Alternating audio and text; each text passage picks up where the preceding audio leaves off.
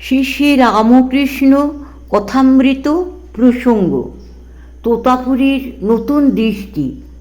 স্বামী গুরু মহারাজজি। আমাদের মনে রাখতে হবে, তোতাপুরী ব্রহ্মজ্ঞানী ছিলেন। সাক্ষাৎ অদ্বৈত তত্ত্বের তিনি অপরোক্ষ অনুভব করেছিলেন। এই সম্বন্ধে আমাদের সন্দেহের অবকাশ নেই, কারণ ঠাকুর বারবার কথা বলেছেন। সেই তোতাপুরীও এই ভ্রমে পড়েছিলেন যে শক্তি মিথ্যা, শক্তির সত্যতা তিনি স্বীকার করেননি দীর্ঘকাল ধরে। পরে নানা অবস্থা বৈচিত্র্যের মধ্য দিয়ে গিয়ে শেষকালে তাকে স্বীকার করতে হয়েছে সেই জগন্মাতাকে, আদ্যাশক্তিকে। বুঝতে পারা যায় ঠাকুরের একটি অপূর্ব শক্তি ক্রিয়া করেছিল এই ব্যাপারে, যার ফলে চূড়ান্ত অদ্বৈতবাদী যে তোতাপুরী, তিনিও শক্তিকে মানতে বাধ্য হয়েছিলেন। ঠাকুরের তাকে কতই না আনন্দ। তোতাপুরী অদ্বৈতবাদী ব্রহ্মজ্ঞানী হয়েও শক্তিকে মেনেছেন। এই যে শক্তিকে মানা, এটি হচ্ছে যেন অদ্বৈত বেদান্তি যে তোতাপুরী, তাঁরও জ্ঞানের পূর্ণতা। প্রশ্ন হবে, তোতাপুরী কি তাহলে জ্ঞানের অভাব ছিল? না, তার ব্রহ্মজ্ঞানের অভাব ছিল না। ব্রহ্মজ্ঞ ছিলেন তিনি, ব্রহ্মজ্ঞান তার পূর্ণ ছিল, এ বিষয়ে সন্দেহ নেই। কিন্তু ব্রহ্মের যে কত রকমের বৈচিত্র্য হতে পারে, তার স্বরূপের ভিতর যে বৈচিত্র্য কল্পনা করা যায়, শাস্ত্র বলেছেন, সেই সম্বন্ধে তিনি বিশেষ অবহিত ছিলেন না, এ কথা বোঝা যায়। তিনি তার সাধনের ধারায় এই ভাবটিকে একেবারে যেন উপেক্ষা করেই সিদ্ধি লাভ করেছেন। সুতরাং শক্তির অস্তিত্ব সম্বন্ধে তার সচেতন থাকার কোনো কারণ ছিল না। যখন কোনো একটি সাধন পদ্ধতির ভিতর দিয়ে যেতে হয়, তখন সেই পদ্ধতি সম্বন্ধে যেরকম অবহিত হওয়া সম্ভব হয়, শুধুমাত্র শাস্ত্রের সাহায্যে সেই রকম অবহিত হওয়া যায় না। তাই তোতাপুরীর শক্তি সম্বন্ধে সাক্ষাৎ অভিজ্ঞতার অভাব ছিল। সেই অভাব পূরণ হলো ঠাকুরের সান্নিধ্যে এসে। প্রথমে কিন্তু ঠাকুরের এই ভাবটি যেন তিনি বুঝতেই পারছেন না। আমরা জানি তিনি ঠাকুরকে যখন সন্ন্যাস দিতে চেয়েছেন, ঠাকুর বলছেন, দাঁড়াও আমি মাকে জিজ্ঞেস করি। মন্দিরে গিয়ে মাকে জিজ্ঞেস করে এলেন, বললেন, হ্যাঁ আমি বেদান্ত সাধন করব। তোতাপুরী একটু হাসলেন।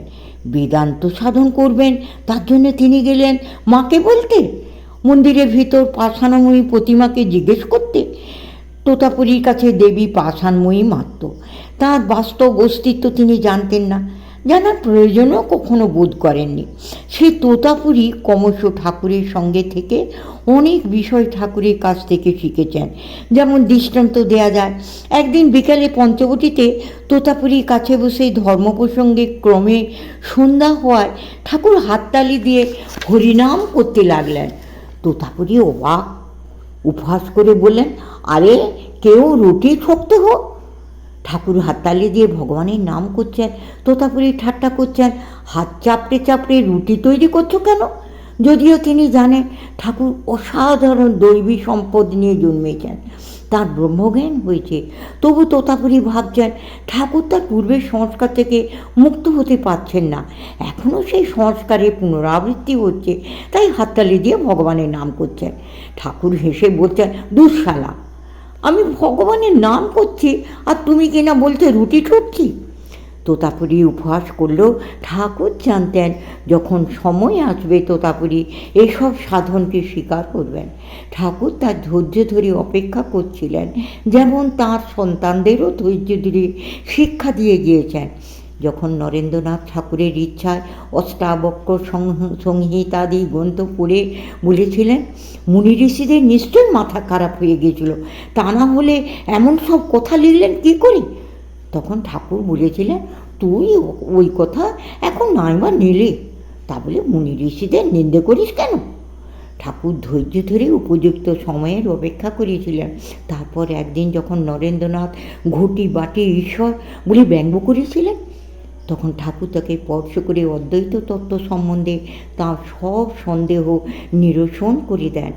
তোতাপুরীর ক্ষেত্রেও ঠাকুর জানতেন তিনি দ্বৈতভাবে উপাসনার কথা পরে বুঝবেন, এবং বাস্তবিকই তোতাপুরীকে তা পরে বুঝতে হয়েছে। এই যে বিভিন্ন প্রকারে ভগবানের সত্তার উপলব্ধি, এই জিনিসটির সম্বন্ধে আমরা গোড়া থেকে অবহিত না হলে পরে আমাদের অবহিত হতে হবে। অন্তত যারা আচার্য হবেন তাদের, এবং যার জীবনে এরকম বহু প্রকারের অভিজ্ঞতা পরিপূর্ণভাবে আসে, তার জীবনে আচার্য হিসেবে পূর্ণ বলতে হবে। আচার্য হিসেবে এই জন্য বলছি যে সব সাধকেরই সব অবস্থার ভিতর দিয়ে যাওয়ার দরকার হয় না।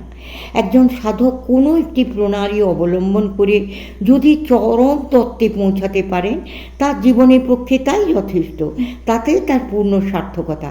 কিন্তু যারা আচার্য হবেন, যারা জগতের সকলকে পথ দেখাতে এসেছেন, তাদের ওইভাবে আংশিক দৃষ্টি নিয়ে চললে হবে না।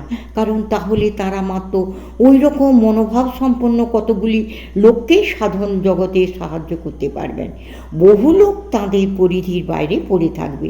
এই জন্য ঠাকুর বলেছেন, নিজেকে মারতে হলে একটা নরুনই যথেষ্ট, কিন্তু অপরকে মারতে গেলে, অর্থাৎ অপরের সঙ্গে যদি লড়তে হয়, তাহলে ঢাল তরোয়াল দরকার হয়। ঠিক সেই রকম যাদের আচার্য হতে হবে, তাদের ঠাকুর যেমন বলেছেন, সব ঘরের ভিতর দিয়ে নিয়ে তবে ঘুঁটিটিকে পাকাতে হবে। তাদের এক দিক দিয়ে চলে গেলে হবে না, পরিপূর্ণ অভিজ্ঞতা পেতে হবে। সেই পূর্ণ অভিজ্ঞতা দেওয়ার জন্য তোতাপুরীর ওই যে অনভিজ্ঞতা ভক্তিমার্গ সম্বন্ধে তা দূর করবার জন্য ঠাকুর হেসে বললেন যে, আমি ভগবানের নাম করছি, আর তুমি কিনা উপোস করে বলছো আমি রুটি ঠকছি। ক্রমশ তোতাপুরী সেই ভাব পেলেন, এবং তারপরে আমরা জানি কীভাবে তিনি জগন্মাতার সাক্ষাৎ দর্শন লাভ করে কৃতকৃত্য হয়েছিলেন। সমাপ্ত।